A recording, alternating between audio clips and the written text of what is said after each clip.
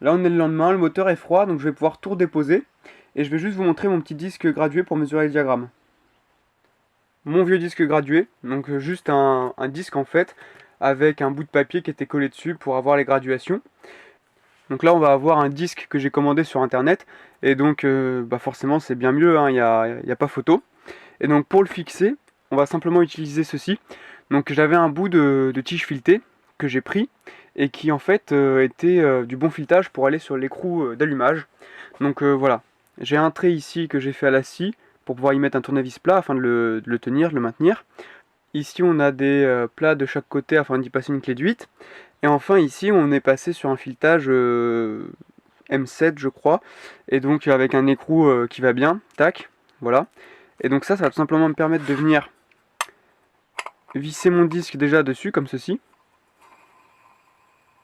Une fois que le disque est vissé dessus, je viens tout simplement le serrer avec cet écrou. Je viens visser ça sur l'écrou d'allumage. Et puis c'est bon. Je reprends le taux de compression une dernière fois un petit peu plus précisément. Donc là, je vais rehausser la moto de l'avant. Donc vous voyez que j'ai mon petit lève-moto qui est juste là. J'ai mis 2 cales en bois devant. Comme ça, je vais redescendre le lève-moto et je vais mettre la moto un petit peu comme ceci. Parce que le cylindre, comme ça, il sera un petit peu plus à la verticale. Donc j'ai également mis des petites cales en bois du côté de la béquille. Comme ça, la moto restera droite, au maximum du moins. Et j'ai lesté la béquille latérale avec des antivols afin d'éviter qu'elle bascule de l'autre côté, parce que je suis vraiment pas loin du point d'équilibre. En début de vidéo, si je me souviens bien, je vous avais dit que j'étais passé à un taux de 13,16. Et donc là, après ma nouvelle mesure, je serai plus à 12,89. Voilà, et donc je pense que ma seconde est plus précise. Donc on va partir sur 12,89 de taux. J'ai pas d'autres joints d'en base qui pourraient me permettre de monter. Donc bon, c'est pas grave, je vais modifier les diagrammes comme ça. Là, il y a deux choses que je suis pas super content de remarquer. Alors du moins, je crois que c'est ça, hein. Après c'est peut-être dans ma tête, mais j'ai l'impression que le piston c'est encore plus affaissé à ce niveau-là. Donc juste la sortie que vous avez vue en vidéo, j'ai pas fait plus. Et deuxième chose, c'est que j'ai l'impression que le cylindre c'est marqué à ce niveau-là. Donc là, vous pouvez voir des traces qui n'y étaient pas avant. Sinon, c'est peut-être dû à l'essence que j'ai utilisée, qui était un petit peu vieille. De toute façon, là, l'essence, je vais vraiment la changer parce que je peux pas la garder. Là, j'ai mesuré le diagramme d'échappement à 190 degrés plus ou moins 1. Donc c'est plus élevé que la valeur d'origine, mais c'est normal parce qu'en fait j'ai décomprimé, donc j'ai rehaussé le cylindre un petit peu, donc ça augmente les diagrammes. D'ailleurs, je vous invite à retourner en début de vidéo si vous souhaitez avoir plus d'infos là-dessus. Il suffit de mettre pause au moment où j'ai montré les notices. Donc j'ai montré la notice du top perf et la notice du Ital Kit. Donc voilà, si vous souhaitez comparer, je vous invite à retourner voir ça. Et là, je vais mesurer l'admission. Je viens de prendre les diagrammes d'admission, donc sur les latéraux, et je suis à 134 degrés plus ou moins 1. Donc ce serait bien de ne pas aller au-delà, parce que 134 c'est déjà pas mal pour l'admission. Et par contre, vu que j'avais l'échappement à 190, ça me fait un écart de 56 degrés entre les deux. Et en général, on évite de dépasser 60 degrés d'écart entre admission et échappement. Donc là, j'ai encore une marge de 4 degrés. Donc je vais tout simplement venir me reprendre sur l'échappement, et je vais faire une petite trace 4 degrés au-dessus de là où j'étais actuellement. Et comme ça, j'aurai un écart de pile 60 degrés entre admission et échappement. Et on sera pas mal. Et donc j'atteindrai des diagrammes d'échappement de 194. Donc ce qui est déjà pas mal. Donc là, je suis bien sur le zéro, à condition de se mettre à la bonne hauteur avec les yeux, bien sûr, parce que là, avec la caméra, on est un peu surélevé. Enfin bref, donc là, je vais maintenant tout simplement faire le tour avec le piston, revenir au point où je suis, donc fermer tout simplement la lumière d'échappement. Et une fois que j'aurai fermé, je viendrai rajouter 4 degrés grâce à mon disque gradué, et ensuite je viendrai mettre un petit trait dans le cylindre, donc avec un feutre, pour savoir jusqu'où je dois aller gratter.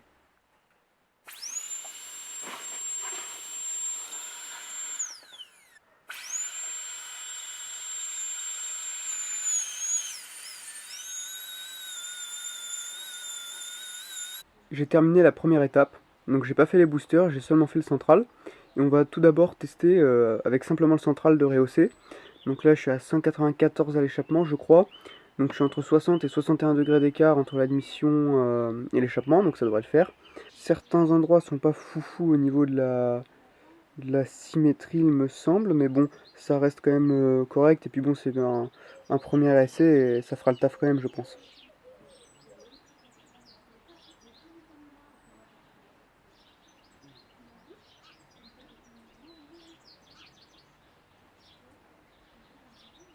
Je viens de remonter ça avec de l'huile de qualité. Je vais aller chercher de l'essence propre.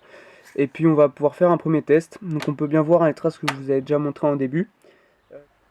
Petite bougie neuve, c'est pas le mieux pour lire la carburation, mais là je préfère quand même passer sur une neuve.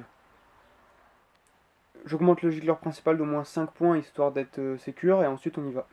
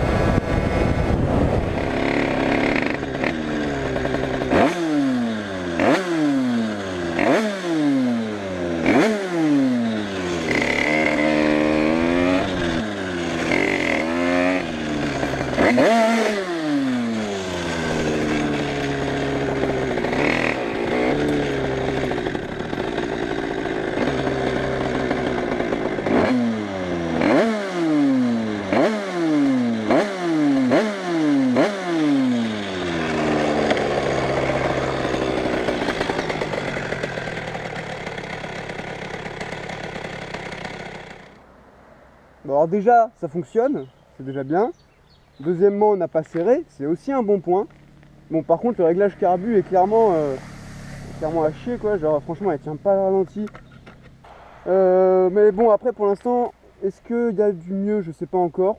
J'ai quand même l'impression, hein, quand je passe une vitesse en bas, je sens bien que ça met un petit coup de pied au cul quand même, un peu plus fort qu'avant. Mais bon, on verra bien.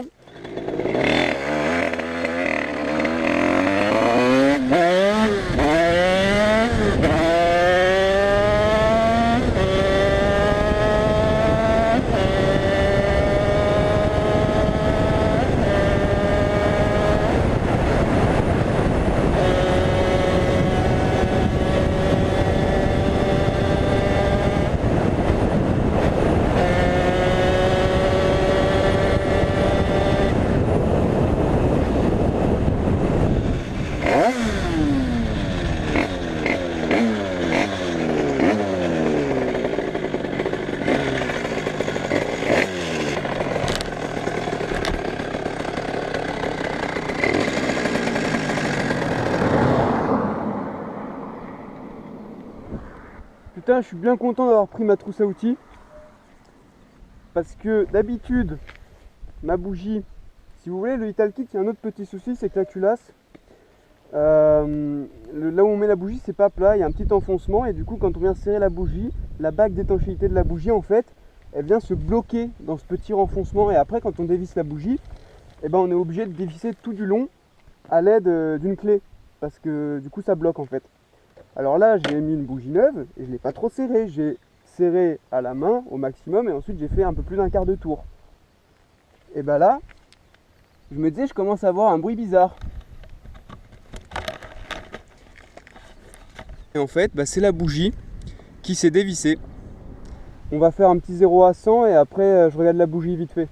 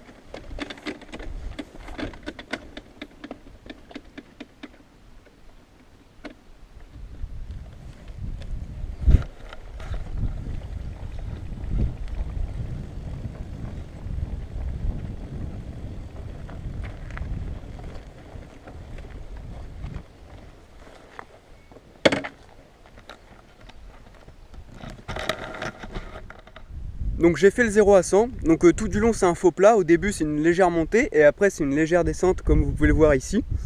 Et sur la fin, dans la légère descente, elle a repris, elle a recommencé à pouvoir reprendre des tours, elle était un peu libérée par la descente. Et du coup j'ai fait une petite amorce de serrage, donc c'est pas ouf. Voilà, je suis un petit peu une brute parce que j'ai préparé le cylindre, c'était hier. Donc bon, normalement il faut faire un petit rodage, il faut pas trop tirer, enfin bref. Et là j'avoue que sur cette pointe là j'ai abusé, j'ai fait ma brute. Donc bon, petite amorce, on verra au démontage ce que ça donne. C'est dommage, mais bon voilà, c'est comme ça. Hein. Donc là j'ai sorti la bougie et bon, elle est pas super colorée, c'est normal, elle est neuve, du coup ça met du temps à prendre la coloration. Mais on peut déjà voir sur l'électrode supérieure que ça a pas l'air d'être trop pauvre. Hein. On a l'air plutôt bien.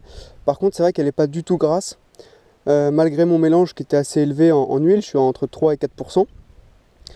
Et avec mon gicleur assez élevé aussi, donc c'est vrai que je suis un peu étonné quand même qu'elle soit vraiment sèche comme ça. Enfin bref. Donc là je laisse un peu refroidir. Et sinon, vous voyez, hein, arrivé à 120, elle commence déjà à avoir du mal à monter plus haut. Donc c'est vrai qu'elle a vraiment pas de pointe, je suis assez choqué. Puis de toute façon même en accélération, hein, c'est pas non plus, c'est pas de la folie quoi. À mon avis le 0 à 100 on est aux alentours des 10 secondes, peut-être 9 ou 8. Alors qu'avec le 86 top alu que j'avais avant, on était sur du 7 secondes. Et puis le 86 top alu, avec la même démultiplication, il me semble, il arrivait facilement aux 130. Après, il faut dire qu'on est sur un cylindre dont le transfert arrière n'est pas aligné au carter. Donc forcément, ça doit jouer. Il faut dire aussi que mon bas moteur, je vous l'ai dit, j'ai un bruit de roulement, je crois. Je dois avoir un petit peu de jeu sur la queue de vélo ici. Vous voyez, là, j'ai un petit peu de jeu. Donc voilà, j'ai un roulement à faire. Là, je pense qu'il faudrait que je ne traîne pas trop parce que ça va finir en salade de piston et de roulement après. Donc voilà. Après voilà, le 86 top alu c'est vraiment une valeur sûre, hein. C'est plug and play quoi, c'est vraiment nickel. Donc bon, 86 Ital Kit, peut-être que j'ai pas les pièces qu'il faut aussi autour, hein, au niveau de l'échappement notamment, mais bon. Après c'est sûr que pour choper de la perf, je pourrais simplement recomprimer, parce que là je suis pas très haut, je suis à 12,89, et par exemple le top alu lui il est à 14,5 de base, donc c'est sûr qu'il y a une différence.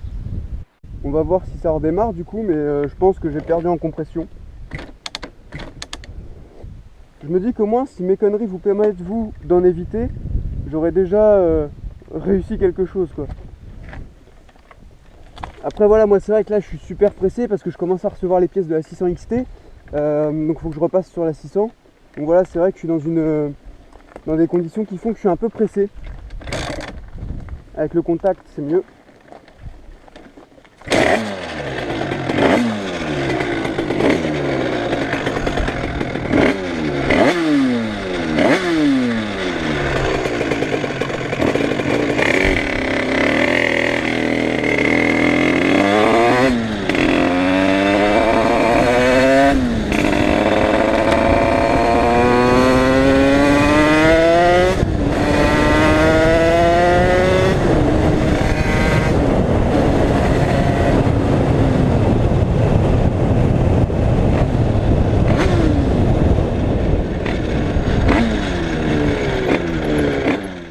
Ça a l'air d'aller, j'ai l'impression que ça va. De toute façon, vu le bruit de mon bas moteur et le jeu que j'ai en queue de vélo ici, je vais pas continuer, je vais sortir le cylindre. Comme ça, je vais regarder ce qu'il en est.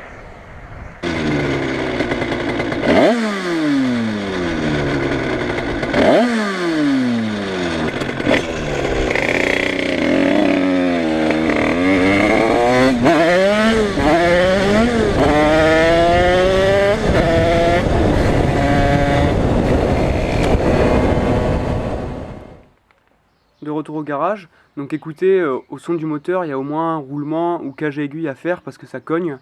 Donc là je vais juste déculasser et puis on va regarder ensemble l'état un petit peu du cylindre et du piston aussi hein, qui commençait à percer. En tout cas j'espère que cette vidéo découpée en deux parties vous aura plu, diverti. Si c'est le cas n'oubliez pas de vous abonner et de laisser un petit pouce bleu, ça fait toujours plaisir. Maintenant si une suite vous intéresse, c'est à vous de me le faire savoir, avec notamment une réflexion du moteur, donc joint spi et roulement de vélo, un piston neuf et également la préparation des boosters d'échappement, ça peut être pas mal. Donc voilà, à vous de me le faire savoir et si je vois que vous êtes chaud, pourquoi pas faire ça par la suite.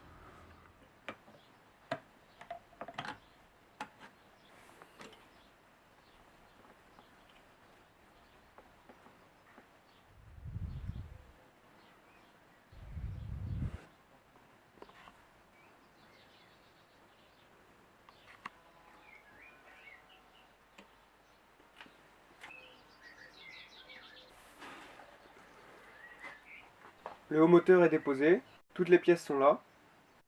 Je vous mets des photos des pièces en gros plan et également des photos de la lumière d'échappement avant et après que j'y ai passé un petit coup de fraise. Et puis on se quitte là-dessus et j'espère que la vidéo vous aura plu. Voilà. Ah oui, j'allais oublier de vous dire, mais les pièces du coup elles sont marquées, on voit bien qu'elles sont usées. Après il n'y a pas de traces vraiment qui se sentent au doigt. Donc c'est assez léger, un petit coup de rodoir et ça peut tourner tranquille, hein. Même là ça peut tourner. Mais voilà, c'est juste que c'est pas très beau à voir et puis c'est usé quoi.